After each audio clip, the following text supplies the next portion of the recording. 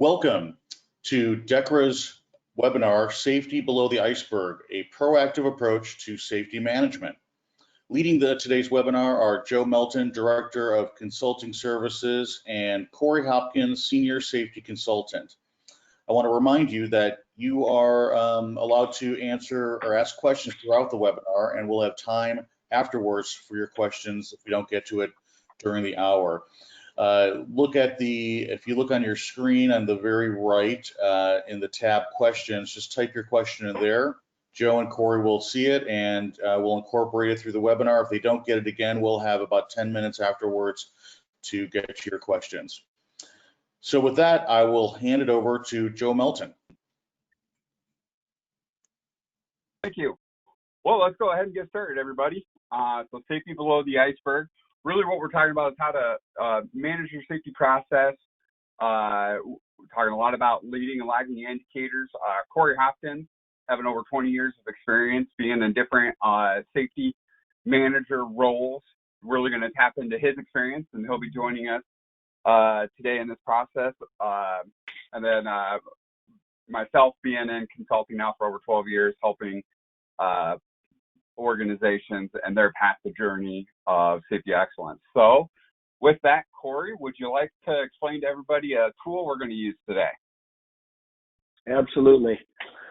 So we are going to make this an interactive session today. So we'd like to have you participate, and we're going to do some polling. And to do that polling, we use a tool. It's called Turning Technologies or Turning Point. So there are two ways that you can participate. You can log on via your web browser, and that's ttpoll.com, as you see on the screen here. Or you can use the app if you're a smartphone and you're a phone person. Download the Turning Point app. It's a free app, and open that. The session ID is DECRA in all lowercase letters. And if you get on the web browser, you'll just put in that session ID, the same for the app. So you want to scroll to the next slide here, Joe. You're going to sign in as a guest. So just pick guest, because I'm sure most of you don't have an actual account with Turning Point. So, and then there's what it looks like on the app, and put in the DECRA and join session, and you'll be able to participate. It does ask your name and email. That's optional. If you use this tool for something more where you need to record someone's score, or how they take a quiz, then you can utilize that. But for this particular webinar, that's optional. You can put in your first and last name and email if you'd like. If not, just hit submit. All right. So we'll give you a little time before we ask a question to get all that up. Today, our objectives, we want to help you understand the precursor, or those things that are below the iceberg. We want to explore a new paradigm for the prevention of serious injuries and fatalities. Over the last several years, fatalities and serious injuries have not declined as the more minor injuries have. So we want to talk about that. We're going to talk about lagging indicators and leading indicators, and kind of discuss best practices surrounding those. And then we want to make sure that we talk about a balanced approach to safety that addresses both unsafe conditions and at-risk behaviors. So that's kind of the objectives of the webinar here today. And this targeted audience is EHS professionals, managers, supervisors, safety leaders, HR professionals, or anyone with a desire to improve workplace safety. So that could be your safety committee folks, or whoever is interested in helping. So we do assume that most of you kind of understand that iceberg concept, as there's a lot more below the surface than we see above the surface. So that's what we're really going to talk about here today. So what is an incident? We have a employee at DECRA, Tim Boyer. He kind of handles our technology. Tim has a quote that we use here. Every incident we have is something we practice 100 times before we finally get it right. And he's being a little facetious there. Obviously, having an incident isn't right, but the point is that when we do have an incident, it's probably an exposure that we've had many times, and have gotten by with it in the past. So the truth is these exposures exist, and we're typically fully aware of them. So I've got a little exercise that I'd like you to do at your facility, at your next safety meeting or your next production meeting. Give your employees a 3x5 card and ask them each to write down where they think the next incident is going to occur at your facility. You'd be really surprised at the different things that they'll come up with and identify. And the key thing is if that risk is out there and your employees know about it, why isn't it being addressed? That's what we're trying to be here, is proactive and make sure that we're addressing these risks and exposures before they cause an incident.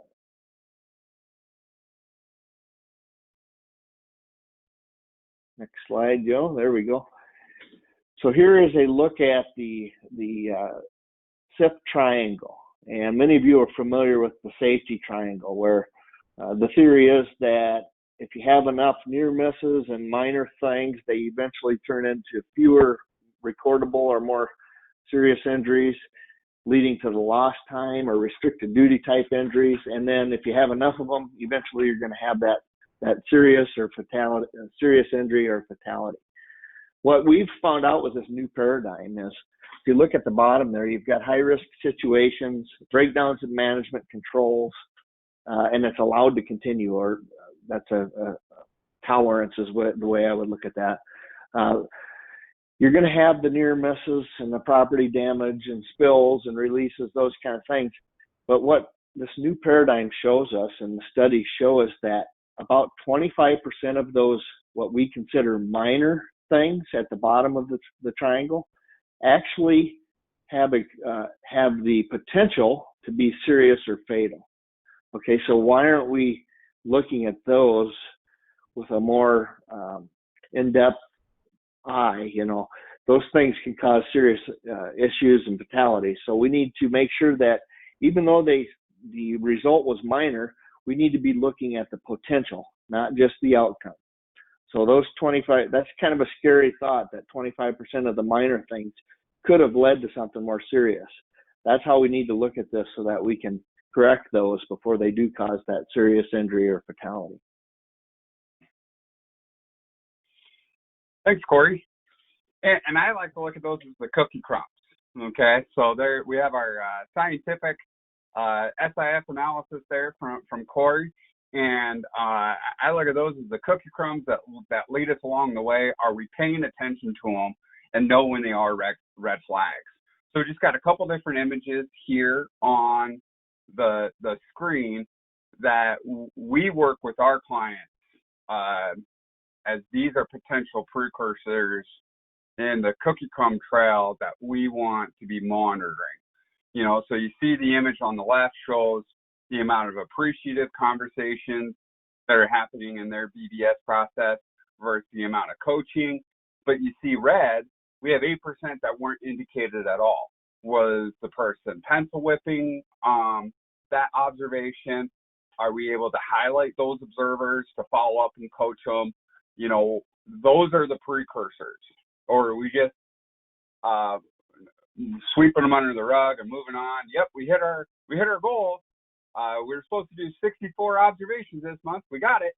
But were they high quality? Were we doing cross observations? Are we looking at those cookie crumbs and focusing, as you see on the right, these are our at-risk behaviors are being identified in the process.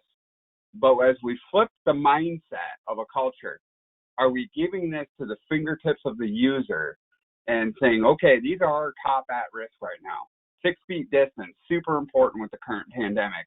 But are we catching people doing things right? As you're in that journey of below the iceberg, when you flip the mindset of a culture to catch people right, that's when you're getting towards the sustainability of safety excellence and what we try to do here at DACRA. A few other indicators, some of this gets a little busy, but this just shows you in the current pandemic, this is from our COVID-19 safety checklist that DACRA put out last month for all of the customers out there and non-customers. Go ahead and use it. But it just shows out of our adaptive software how we're able to look at, okay, which one of these behaviors are more safe conversations than the other, where's our highest at risk, and it's just monitoring where they're happening and getting it to the fingertips of those frontline employees. And in this situation, the ones that are most exposed to the COVID-19 virus that is out there.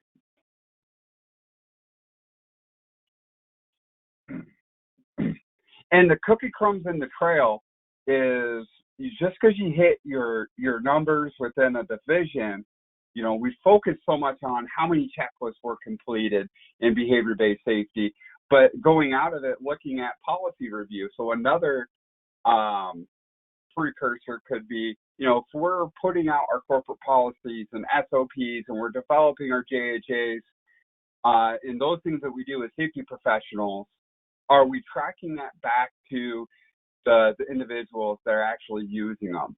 Are they reviewing them properly? Are they getting the proper amount done? Are they filling them out properly? And as we display here on the screen, you can see that within the aerial division, there's a few departments that are doing really good, and then you got that one sitting there at 13%. So you had the 98, a 95, an 82, and then 13%. That's that cookie crumb. And not necessarily we want to put a black SUV task force to roll up on these folks, but what are the reasons behind it? Let's get in there and educate them. I always like the term to be a coach, not a cop. Work with them, not at them. And those are some of the things that we found along the way. But do we have an ability to measure and then hold people accountable and follow up and on the expectation?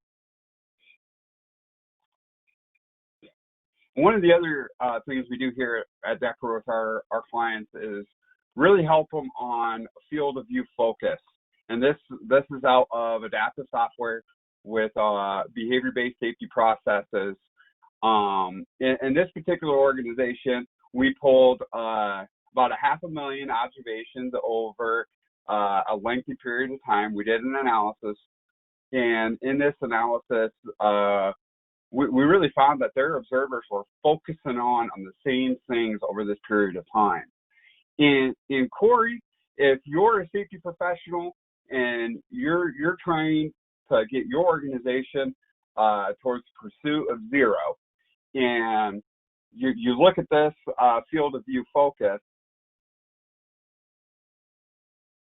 but you're having injuries. Yeah, exactly. And basically what it said on that last slide, Joe, is the focus is too narrow. You're looking at 2 or 3 behaviors primarily here. Now, what if your main injuries were strains? You look over at the highlighted items: ergonomics, pushing, pulling, twisting, lifting, and lowering. Nobody's really looked at those. So you're missing the target zone. Okay. So that's what the adaptive software gives you the ability to look at. What are we looking at? Where are injuries coming from? And make sure that those things coincide together. So it's just an effective reporting tool that can help you make sure you're looking at the right things. And I think it also highlights within a process, Corey, the role of the facilitator and the importance of having frontline coaches and really getting that. The phrase that gets thrown around a lot is buy-in, but action. Okay, are your supervisors and your coaches and your facilitators taking this information and this narrow focus and following up and proactively coaching these observers to say, hey, this is where our injuries are occurring. Let's try to keep an extra eye on these. Not catching people doing these things wrong necessarily. Corey and I really work with coaches to change the mindset. Try to catch someone doing it right. Try to catch someone lifting something right. And it's just that mindset's going to set that behavior long term. So with that, we do have our first clicker question. Joe, I think too on that last point is that slide there that we showed them. If that's something that you post on your boards rather than what your incident rates are, it can become a lot more effective. So here's a question for you. If you've got that polling up, the turning technologies. Which indicators are your upper level managers more concerned about? The lagging indicators, incident rates, mod rates, or leading indicators like audit scores, employees trained percentage, or behavior-based safety type numbers? So we'll give you a chance to pick A or B here.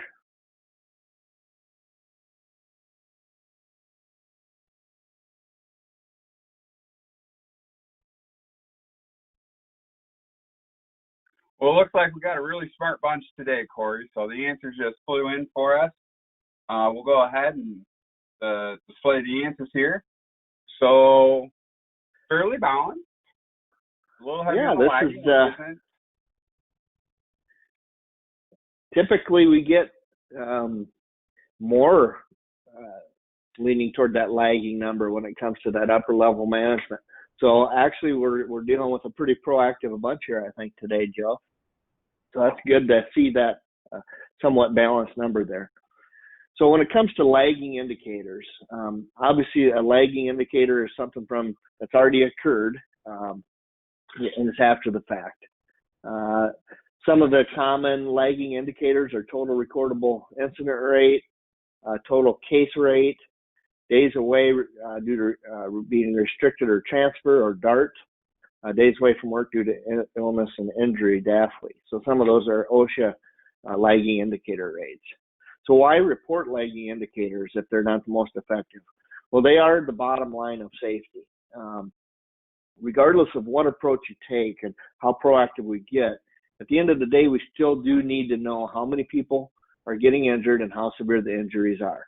If we're going to be effective safety professionals, we need to know that bottom line. Joe and I are both big football fans, so we apologize for the football references here, but Bill Parcells, an old school coach, he said, "You are what your record says you are." So that's kind of where we feel like these lagging indicators do. They show us how many got injured and how severe they were. The dangers of relying on those indicators too much, it can lead to complacency, okay? So you can go stretches for a long time without a recordable injury, and there is a luck factor in that. Doesn't necessarily mean you're doing all the right things in safety just because you've gone a stretch without an injury. Okay, the other thing it can do is lead to incident hiding. Okay, if there's a lot of emphasis on lagging indicators and maybe even, it's part of the bonus or things like that, people will hide incidents, and thus, if you don't know about the incidents, you can't correct them. Okay, so there's a lack of corrective action implementation. Tends to also create a blame culture. When something does happen, then fingers start getting pointed, and it's just not the culture you want to be in to be effective. So next slide, Joe. All right, so what do you report to OSHA annually? Okay, you look at that summary of work-related injuries and illnesses. Some of you are probably familiar with this. I'd ask you how many deaths, how many cases involve days away from work or job transfer restriction or total number of recordable cases. Okay, and then you record the number of days and all those things and what type of injury or illness it was. Okay, so why is it that we're sitting here in a webinar telling you it's important to have the proactive indicators, but for OSHA, all they want is the lagging indicators? Well, I think most of us on the webinar today understand that OSHA change takes time for them, and it is actually happening. So I attended a recent conference where they talked about leading indicators, and OSHA is moving away from relying on those lagging indicators. Next slide, Joe, it shows, here's a link for you. And actually, if you just get on OSHA's website and type in leading indicators in their search tab, it'll lead you right to this 18-page guide that is now out there. And it's actually a pretty comprehensive, good guide. And it talks about using leading indicators to improve safety and health outcomes. There's actually an article out there, November 5th of 2019 in EHS Today. And the title of the article is OSHA Embraces Leading Indicators. And in that article, it says that they feel that in the future years here, we're going to be reporting these leading indicators to OSHA rather than the lagging. So it is changing, and even OSHA is recognizing that leading indicators are very important in safety. So We have All another right. poll So what question is here, your Corey? Yep. What is your favorite or most effective leading indicator? Now, this is one you have to actually type in the leading indicator. So we're going to give you a little more time. We'll give you about 30 seconds to text or type in what you utilize. Since we have several of you, 45%, that said you focus more on the leading, we should have some pretty good answers here. So just type in your answer, what your favorite or most effective leading indicator is, and we'll see what we get.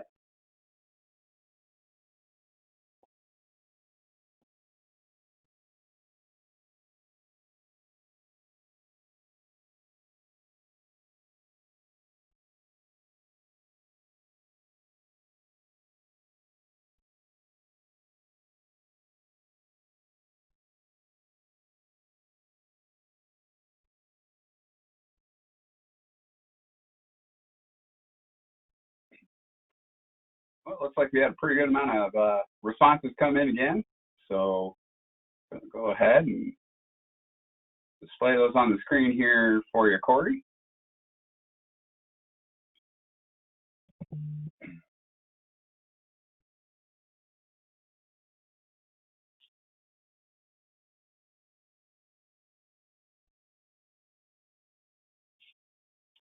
So good catches, near misses, employee feedback training, near miss is showing up, pre-use inspections, a lot of cookie crumb observations being performed, observations reviewed, and hazards identified. So I think that leads us right in to the leading indicator topic here. So this slide gets a little busy, but it just shows, as we all answered there, with audit scores and instant investigation closed on time, the corrective actions completed on time, and employees trained percentage is important leading indicator, hazards and exposures identified, and risk reduction. Risk reduction is something that Corey's going to touch on here in a few slides and show a tool that he's used. Employee participation surveys, I'll cover that one a little later on as well, some options. Near miss reporting and proactive incident reporting. Not every organization embraces a behavior-based safety process, so proactive reporting can be an important metric as well.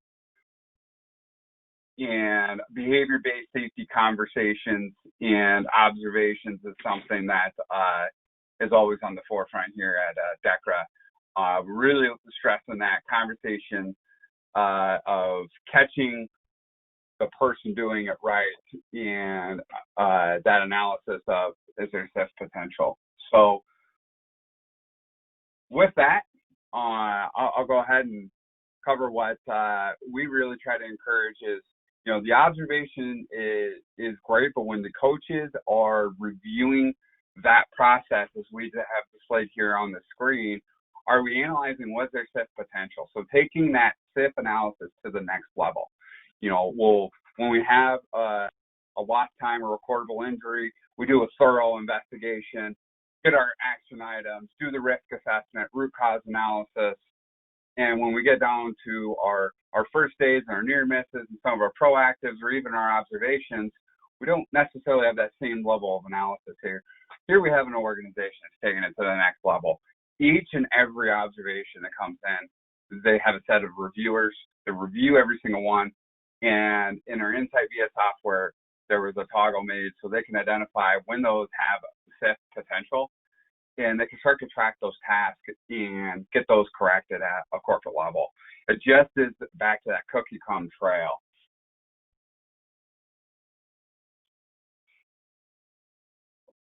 So why are they more effective here? Go ahead, Corey. Yep, sorry, Joe, to step in on you there, but leading indicators, why are they more effective? The reason is because they're proactive in nature rather than being reactive. It's not about putting out fires all the time. It goes back to one of those early phrases we heard early in life, an ounce of prevention is worth a pound of cure. That really does apply when it comes to using leading indicators in safety. So you're focusing on prevention rather than fixing problems after the fact. Remember, those precursors are lurking below the surface, so we have to search them out. For leading indicators, you want to make sure that you follow SMART principles. And if you're doing any goal making, you'll hear about SMART. The leading indicators need to be specific. They need to be measurable, attainable, realistic, and timely. So make sure that you're following SMART principles. And if a leading indicator does those things, it's an effective leading indicator. So how do we do it? We utilize mobile and scanning technology. We also utilize our Insight VIA web-based safety management system. And this system will help you with these leading indicators. Also helps you track the lagging, but utilizing this system, you can track all the things we've talked about as best practices and leading indicators. So you can see there, we have the My Insight mobile app. We have My Walkthrough mobile app, BBS. We have adaptive software for BBS. You can see the applications there where you're looking at action items, audit management, behavior-based safety, compliance assistant, driver files, excess equipment. That's more of a helpful tool. Incident reporting, how to make sure that incidents are getting investigated properly. Permits, policy manual, preventive maintenance, quality management, risk management, safety climate. All these things that are proactive approaches that can help you track it and keep them as SMART goals. And Corey, it seems like you know a lot about this software for a consultant. Well, the good part about coming to DECRA was I was a customer for several years, so I'm pretty familiar with the Insight VIA tool and utilized it quite a bit. So this kind of shows you a screenshot from our test site of the different applications, and you can see in there we kind of covered a bunch of them already in that previous slide. But you open these up and you're able to manage your system through the Insight VIA tool, and it's a web-based safety management system. This shows you here audit questions. You have the ability to go in and edit these, and that's what the screenshot is the question, explanation for an auditor, and then you can determine your max value for scores. And this happened to be just some questions for emergency action plan. So building these audits is one of the things that you can do within your policy manual. Here is an example of a site conditions inspection audit where we have a simple 6-question inspection here, looking for fire extinguishers, our ventilation fans, compressed gases properly stored, electrical panels in the MCC room are secured, eye wash is clean and easily accessible. You're able to put in a score, put in a comment, put in a picture, and then also when you're done, put in corrective actions for things that were not the way they're supposed to be. So it's just a way to close the loop and make sure that these audit findings are getting corrected. Our ultimate goal is to manage those things, as Corey has said, below the iceberg, and that's what we're showing here. And for those that enjoy more of the mobile applications out there, there is a walkthrough. It's Corey and I like to refer to it as the find it, fix it. So just another way as you're looking at your process and looking at things below the iceberg and tracking the cookie crumbs, what is easy gets used at the frontline level. So having those simple tools at the fingertips of the ones most exposed to the risk is what we're trying to display here. Or you have a great proactive incident that you've used in your past. Would you mind explaining this one? Yep, and it says on there the KISS principle, keep it simple, stupid, right? Everybody's heard of the KISS principle. In my previous role as a safety director, I wanted a way for our folks to be able to just simply report what did they see that was unsafe, whether it's a behavior or condition, and what corrective actions were taken to manage that. It was really simple. You put in the date, the time, what you saw and what you did about it, basically. And you could upload a file or a picture if you needed to. But once that was done, once that was typed in, they hit save. Our system is set up to send out alerts. And so we set that up so that all of our locations, we had 20 locations at this facility or this company, and every manager at all the different locations would get that alert. And so it was really became a very good communication tool where locations that were somewhat remote were seeing what other locations were doing and how they were handling things. And typically, if you have a company that has multiple locations, the risk that is or exposure that is at one location is probably applicable to other locations as well. So this, like I said, became a great communication tool. And when these alerts were flying in, you really saw some good proactive incidents where people were correcting really, rather high hazards or high risk, and it was good for others to see how they were handling that. So just a really simple proactive incident that we used to communicate, amongst our locations.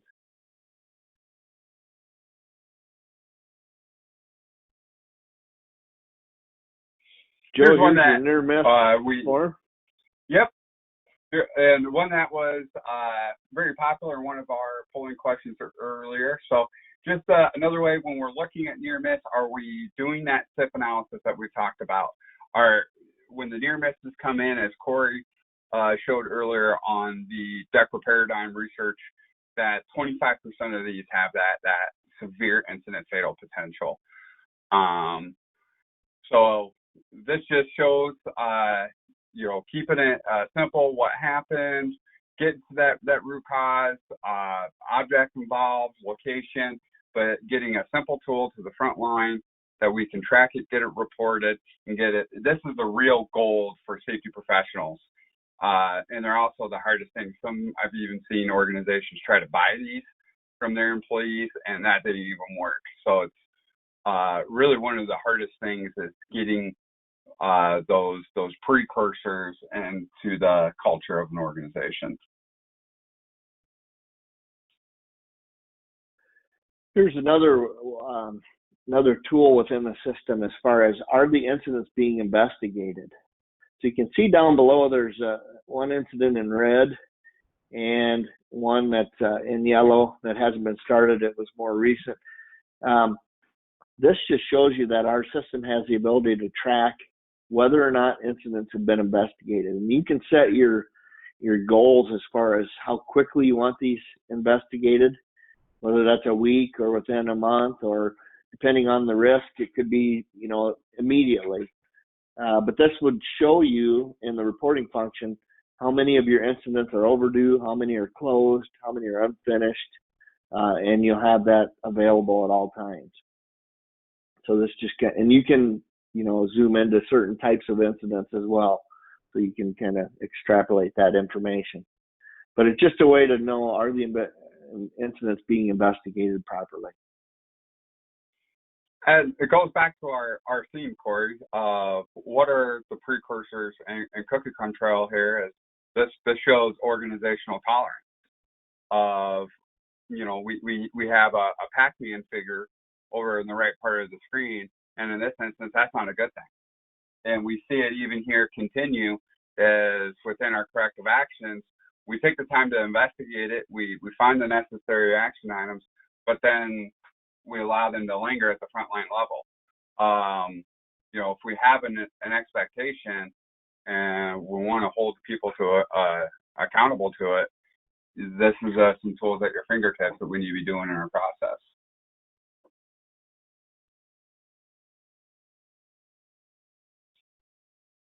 This is a screenshot from our preventive maintenance tool. It just kind of shows you some assets, when the scheduled dates are. You can see some red overdues on those particular items. Another thing, preventive maintenance is very important in certain companies to make sure the safety is maintained of your facility. So this helps you track and make sure that these preventive maintenance items are getting done. Also, you can see down there work order cost history. It helps you track the cost of your maintenance, so that if you got some equipment that's nickel and diming you, you can make I guess, more educated assessments on when to replace it or how to address it. So preventive maintenance can be a very good leading indicator. Are we keeping up with our PM schedule? And typically, Corey, when there's a catastrophic failure within a piece of equipment, the people that are closest to that equipment, their common responses were, well, it's just a matter of time. We've been putting some duct tape and baling wire on that thing for a while, just nickel and dime us along. So those are some of the things that Corey and I hear when we help organizations, and that's part of the cookie crumb trail. If you're not tracking it, you're not aware of it. So training compliance, that was another one I think mentioned in our slide earlier. Your employee training compliance report. This would show you the most recent meeting date. Are they compliant, yes or no? This happens to be a fake employee that we have in our test system. It gives you their past meetings. And this is another cookie crumb, is are our employees being trained per the requirements, whether, depending on their position or depending on OSHA requirements, are they compliant and have they received the training that they need? It's just another proactive leading indicator that you can follow.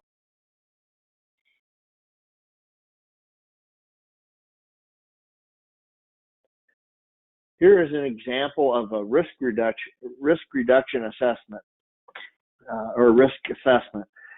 So you've got the job on the left-hand side, the main activity, the hazards or exposures, the existing controls, and in the assessment one, it just tells you, frequency, severity, probability, and the significance score. In this particular example, anything over a 6, we required additional control. So you can see the two at the bottom there got to that 7 range, and they turned red automatically. And additional controls required, yes, an SOP. And then an assessment 2 is if that SOP is utilized, what is the new risk score? So we had to make sure that we reduced it below that 6 level. And you can see that, we had an SOP for crane lifting devices. And if folks followed that SOP, their risk was much lower. So it's just an example of a proactive way to reduce risk. Rather than waiting for something bad to happen, you do these risk assessments ahead of time, you identify the risk, you control it, and you have an acceptable appetite for risk in all the tasks that you do at your facility. Another great leading indicator is employee perception surveys, whether they're safety surveys. Here we have displayed our CARE survey that we offer within DECRA. What we're showing here is creating the culture of feedback, creating that expectation. We have a lot of organizations we work with that do the CARE survey and offer it to all their employees every year. And it becomes an expectation. You give a mouse a cookie, they're going to ask for milk. And the feedback that can come through in an employee perception survey is, corporate may have instituted a certain set of standards or new policy or new procedure and thought it was all great. And then you get the feedback from the people and find out, oh, oof, that didn't go the way we thought it was. And it just sets the expectation within the organization that it's not, hey, I'm just going to come, check in, get my paycheck and get out. Really getting that buy-in and that empowerment from the employee level through an assessment tool like what we have displayed here. And some one of the things about that. Go ahead, Joe.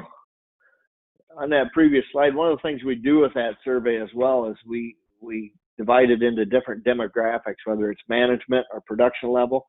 Sometimes those scores will vary drastically, and you create a gap.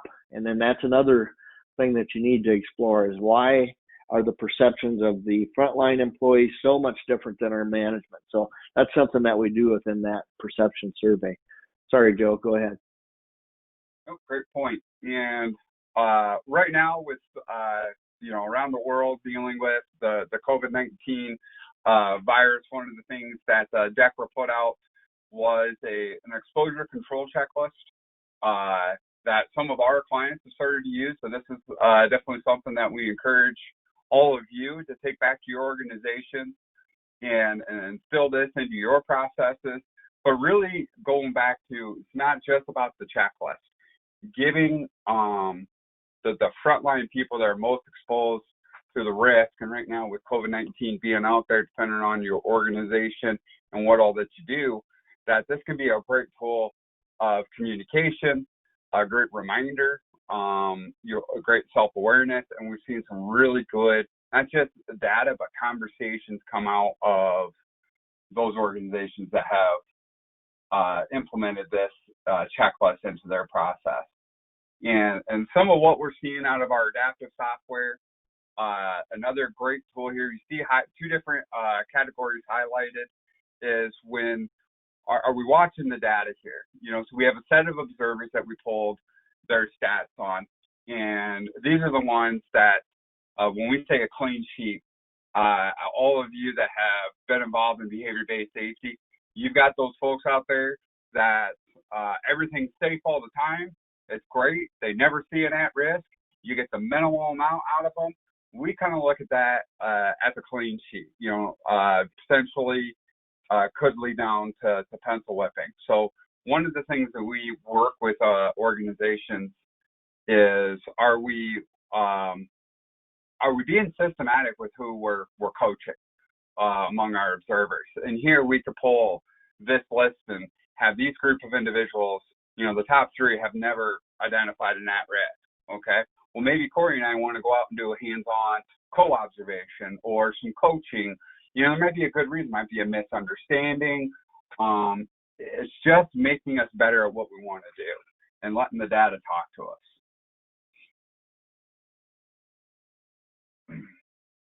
And just another great example out of our adaptive software here is, it gets really busy. Everyone's eyes are looking all over. What am I looking at? What is this telling me? It just goes back to, knowing where and who to follow up and coach, but also who are your top performers as well. And one of the breakdowns that Corey and I see in behavior-based safety processes is that it's about the total observation or checklist completion number. That person's a great observer. Why? Oh, they get 15 done a month. Okay, well, are they good? Are we reviewing them? Do they have good conversations? Are they actively looking for people doing them right? Are they also having a good balance of at-risk? Oh, I don't know any of that. And that's what this image shows you, that you can get that granular level analysis of what your observers are doing. And when you're following up and showing this in your reviews with your observers, you're getting that, wow, something's being done with it, the observations we're doing. This is really important. Wow, they're really looking at this in an in-depth model. Hey, you're getting more out of them rather than just a checklist completed. Go ahead, Corey.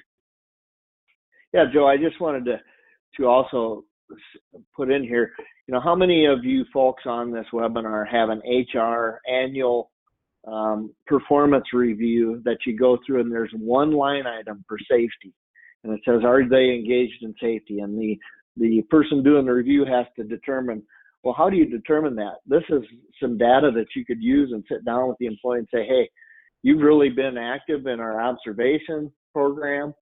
You're actually doing a really good job on your percent safe and identifying barriers. And, this is something that you could use in that session rather than just the one line item. Great point, Corey. Here's a cool little report in our adaptive software where we can just pull out the common words that are being utilized in the observations. And you can see here we have both the observer and the reviewer. In our approach, conversation-based safety, we want every observation to be reviewed by a coach. We want to ensure that there's a quality check on these. So you can see the observers are using these words. It's just a word cloud report. And you can see down below the reviewers what they're putting in. So it's just kind of a cool report that you can get the feel. We also measure sentiment when people put in a comment. Is the sentiment positive or at risk or coaching? So this is just kind of a cool little report out of Adaptive. So quickly here, we'll go through a couple ideas. How do you convince leadership that emphasizing leading indicators will lead to improved lagging indicators? Okay, so for the 55% that answered that question, that your upper management lean more heavily on the lagging, how do we convince them that we need to shift that culture? Well, one of the things I utilized was a 3 to 5 year strategic plan. Begin with the end in mind, okay? Network, find out how other companies have made it happen. Learn how they did it. There's no secrets in safety, and then trust the process. Okay, so let's go to the next slide. This is kind of how I looked at strategic planning. And this is a very simple diagram here, but I looked at the facilities. Most of us have facilities that need improvement, whether they're older buildings or older facilities. Not too many people have the luxury of having a brand new state-of-the-art facility. So what are the things within your facilities that need addressed? You can then break that out, and you can also break that out further and create timelines. Okay, competencies. We can all learn. We can all improve. That's from the safety director right on down to production employee and even upper management. What are the things that we're strong on? What are our weaknesses, and where can we build that competency? The programs, your safety programs. What works, what doesn't. Okay, programs are good for compliance, but we want to make them practical and make them actually effective. And then culture, setting expectations, toleration, doing your employee evaluations, and just an overall pride in the safety process. So these are a couple of football references again. Vince Lombardi, the Lombardi Trophy is awarded to the Super Bowl champs every year. I loved his quote there. We're going to relentlessly chase perfection, knowing full well we'll never catch it because nothing is perfect, but we're going to relentlessly chase it because in the process we'll catch excellence. And then, of course, I'm a huge Vikings fan, glutton for punishment, but good teams, Coach Zimmer said, good teams focus on the task at hand. They don't care what happened the last 13 days. They worry about today, and they worry about getting better. That's what good teams do. I like that quote as well, being proactive. And I think what those two gentlemen display there, we see here on this screen. And what I wanted to close this with is having a balanced scorecard. We had some great comments come in throughout and making great points. But what we see here is we have a balance. And I think that's what Corey and I have tried to display today and below the iceberg.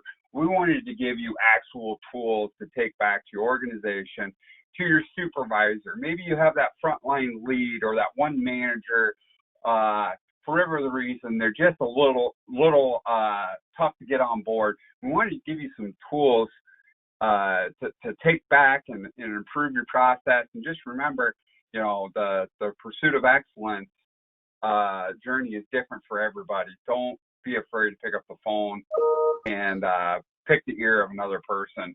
But we just see here a lot of different ways to have a balanced scorecard. And another image here out of our Insight via software, that's a great, just given that instant, how am I doing to a manager? What's our goal? Am I hitting the goal? Where are we at? Having that weighted balance approach. This is the visuals that frontline supervisors and managers, they instantly know, and they know what they need to do to get it done. So with that, Corey, it looks like we have a clicker question. Okay. I feel like we need to shift to utilizing more leading indicators than we are currently. So there's your options, A through E. Strongly agree to strongly disagree.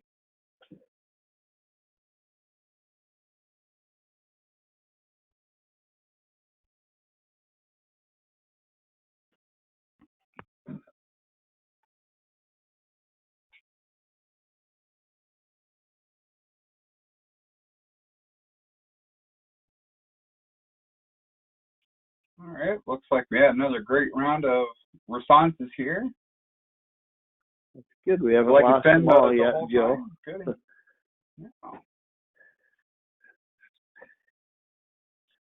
Yeah. One I feel last confident question that I from the could. group. Yep, I feel confident that I could present the reasons why this is necessary based on today's webinar.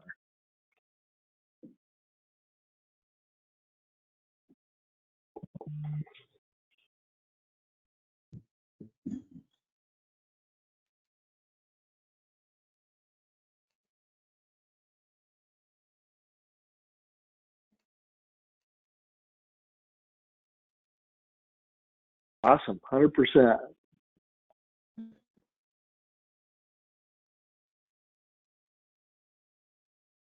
So we promised about 10 minutes at the end here in case we had questions.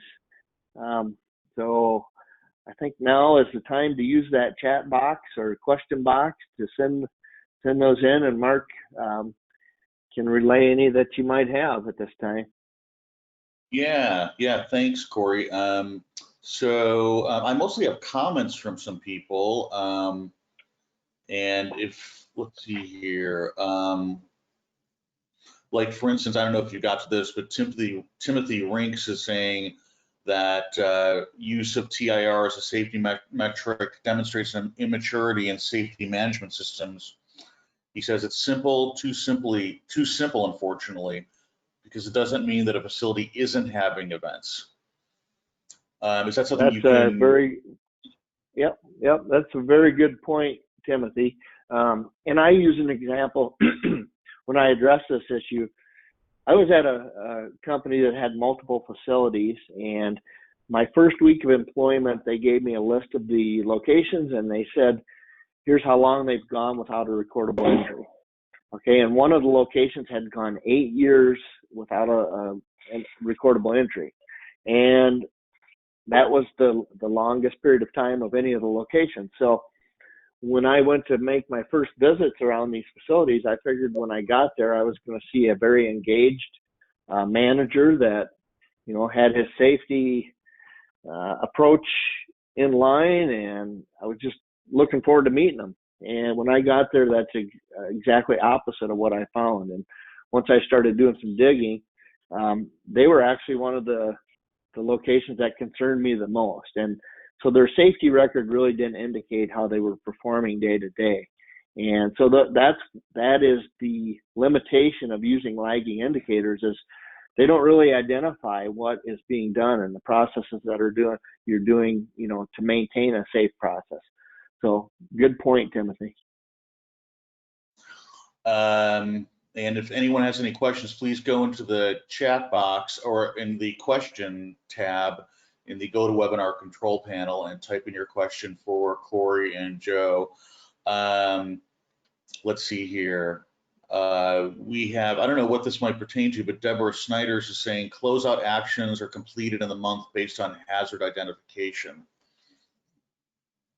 I think that may have been her answer to the one question on whether the proactive measures that you're using. No, and sometimes that happens with this polling. People will type that into the comments, which is fine.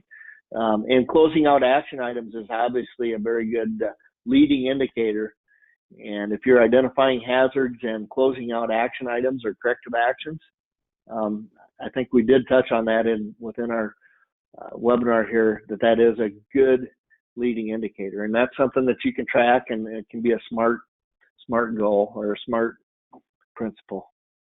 Sure. So thanks, Deborah. And I'm not seeing any other questions come in, but if anybody has anything, please let us know.